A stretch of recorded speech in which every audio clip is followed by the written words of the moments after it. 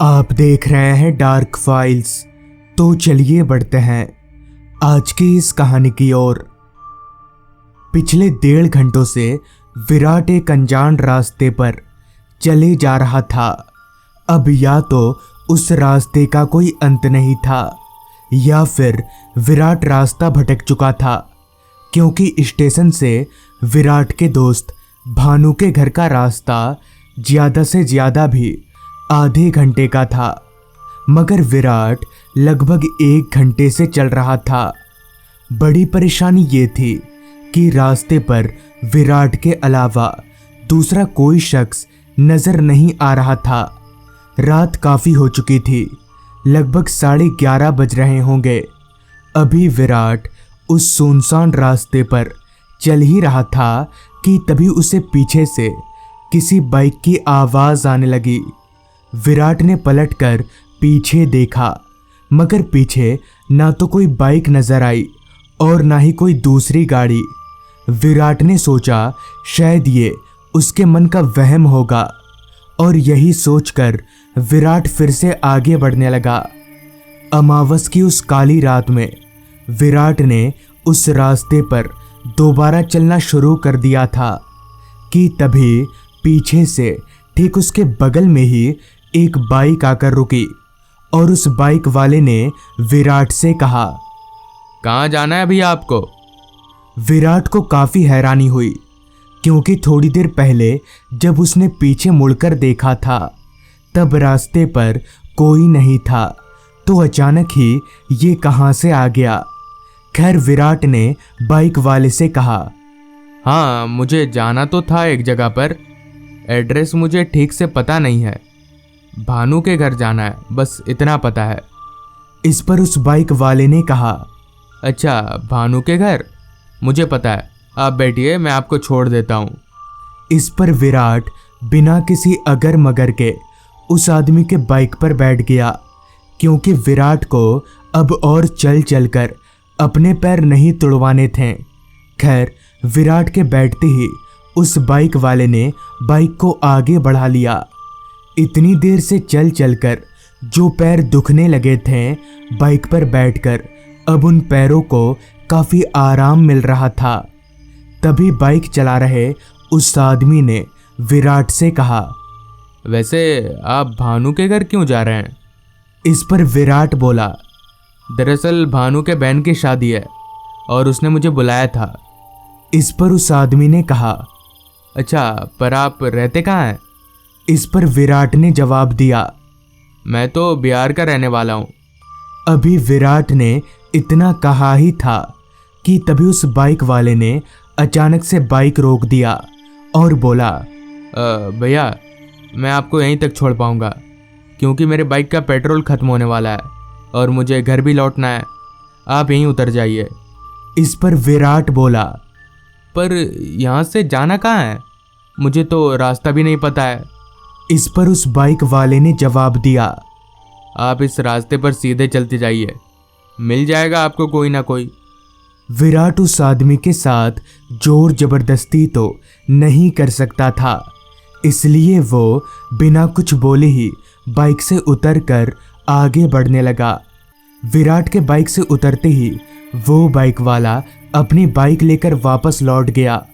फिर एक बार विराट उस रास्ते पर अकेला हो गया था, उसके आगे पीछे कोई नहीं था।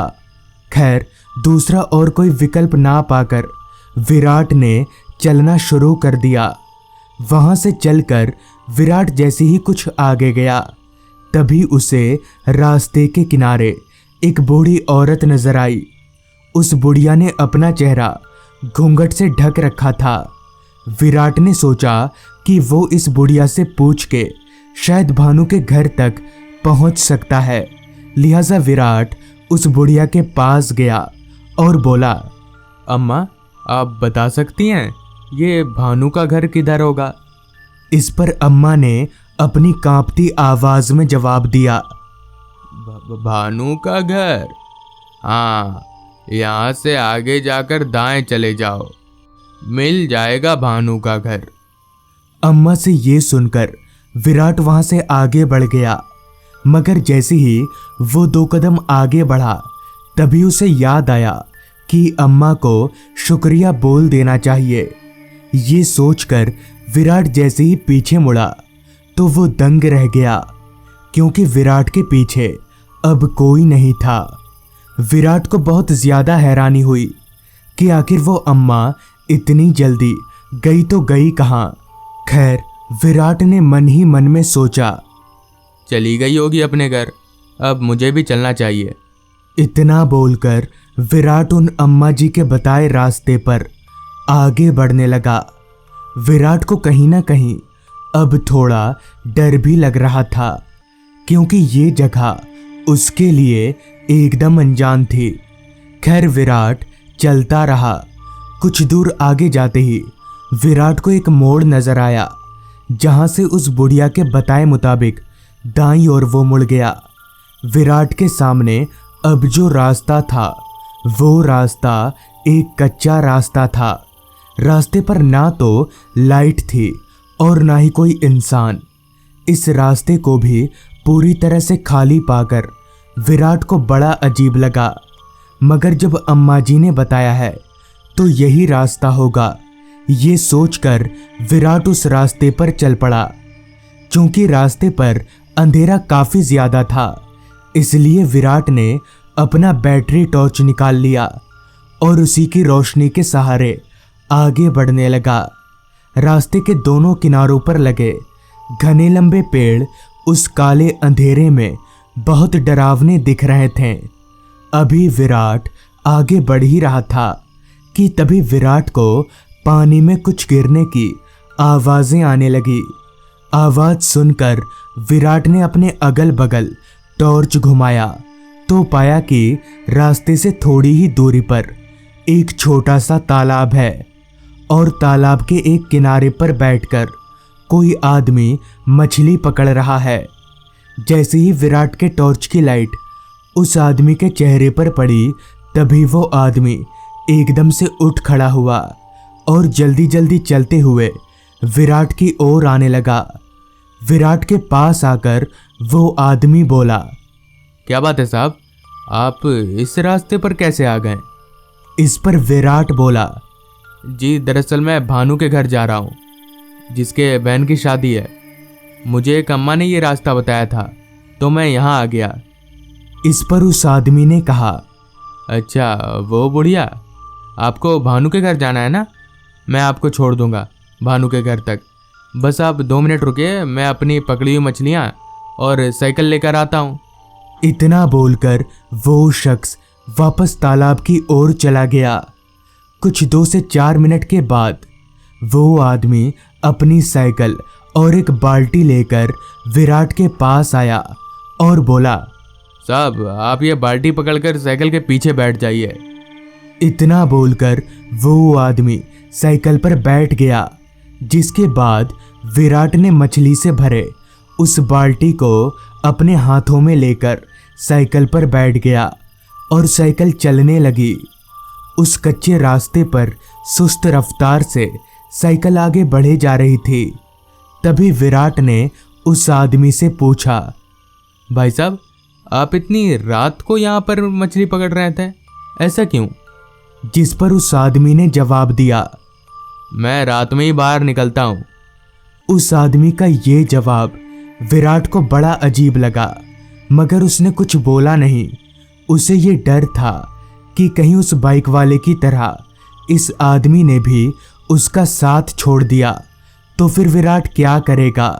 इसलिए वो चुपचाप साइकिल पर बैठा रहा।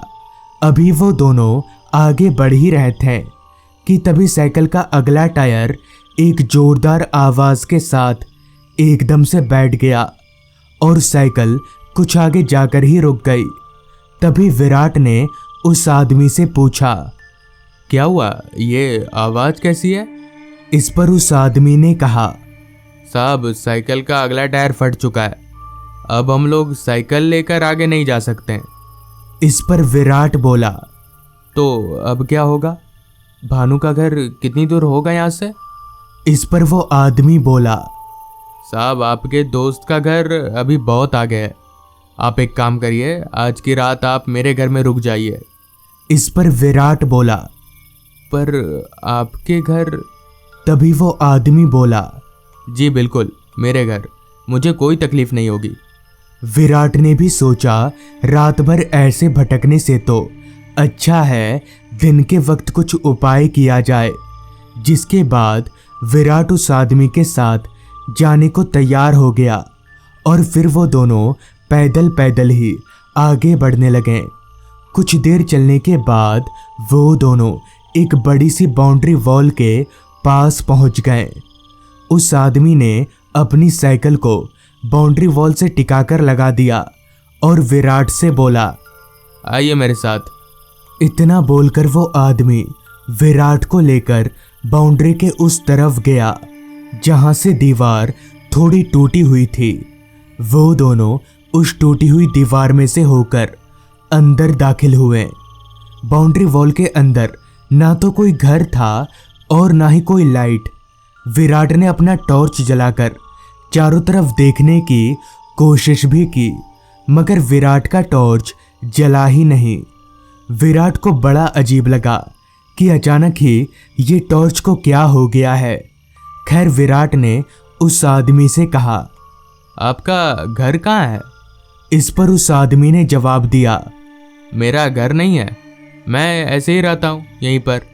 विराट को अजीब तो लगा मगर वो कुछ बोला नहीं।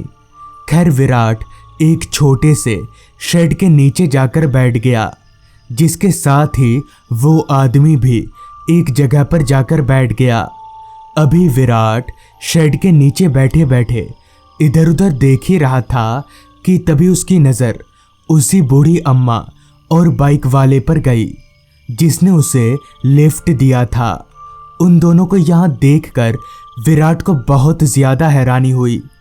उन्हीं लोगों को देखते देखते थकान के चलते विराट कब सो गया उसे पता ही नहीं चला। अगली सुबह जब विराट की आंख खुली तो आसपास का नज़ारा देखकर उसके डर की कोई सीमा न रही, क्योंकि वो जहाँ सोया हुआ था वो एक शमशान घाट था।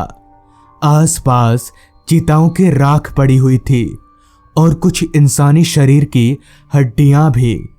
विराट फटाफट शमशान से बाहर निकला और बाद में जब लोगों से उसने इस बात का जिक्र किया तब उन्होंने बताया कि दरअसल वो शमशान भूतिया है, जहां बहुत से लोगों ने भूतों को देखा है, मगर वो भूत कभी भी किसी को नुकसान नहीं पहुंचाते। तो दोस्तों, ये थी आज की कहानी। अगर आपको ये कहानी अच्छी लगी हो तो चैनल को ज़रूर सब्सक्राइब कर लें। तो मैं आपका दोस्त आर्यन जल्द ही मिलूंगा आपसे ऐसी ही एक कहानी के साथ।